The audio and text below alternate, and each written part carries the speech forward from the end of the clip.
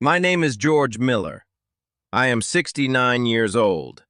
I live in Old Harbor, a small town near the sea in Canada. Life feels heavy, like a big bag on my back. I carry it every day. I live with my two grandchildren. Their names are Amy and Noah. Their mother, my daughter, died 7 years ago. She was sick for a long time. Then she left us. Now I take care of the kids. I am their father. I am their mother. I am everything they have. We lived in one small, cold room. The rent was high. The window was broken. Wind came inside at night. We wore coats to sleep. I worked as a night cleaner. I cleaned offices when the city slept. My shift started at 10 p.m.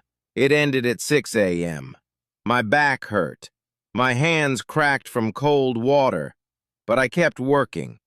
The landlord shouted at me every month. He wanted money. I had no more time to ask for help. I felt small. I felt tired. I felt invisible. Then one night, everything changed. Chapter 2: The Crash.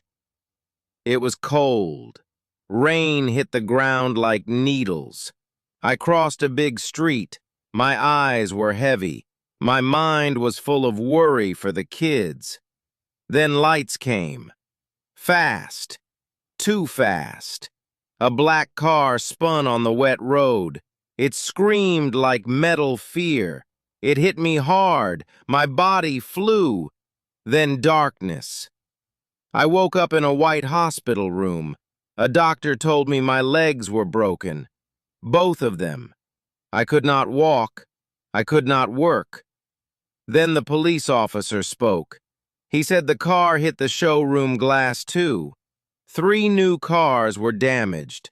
The driver ran away. They could not find him. The showroom owner wanted money for the loss. They said I was responsible. My heart dropped. How could I pay? I had no home now, no job now, no money now. I wanted to give up. Chapter 3: A Soft Knock. I came home 2 weeks later. The kids tried to help. Amy cooked simple food. Noah washed clothes with tiny hands. The landlord kept banging on the door. Angry words followed every knock. We felt hopeless. Then one Tuesday morning, a soft knock came. Gentle, slow, different. A man walked in. His name was Mr. Harrison. He read our story in the news. It touched his heart.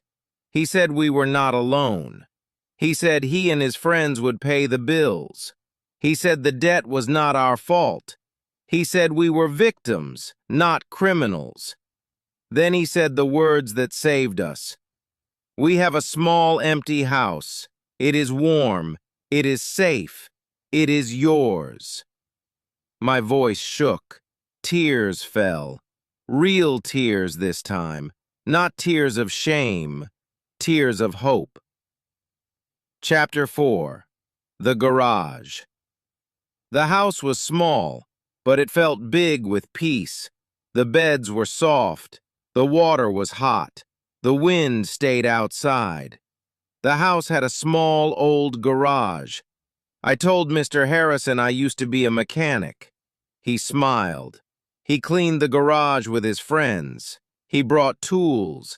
He told neighbors about me. Soon, people came. Slow at first, then more. My old hands remembered the work. They were slow, but they were sure. The people smiled when I fixed their cars. They said thank you. They paid me fair money. Chapter 5: New Beginning. Now the kids laugh again. The house is loud with life, but it is a warm loud, not a sad loud. I still carry a bag, but not the heavy one. This one is light. It is full of love, not pain. Help came from a stranger. Hope came from a knock. A bad crash broke my legs, but it built a new life. And for an old man like me, it was not the end. It was the start. I hope you like this journey. If you want more stories like this, make sure to subscribe, like, and share the channel. You are welcome to come back anytime.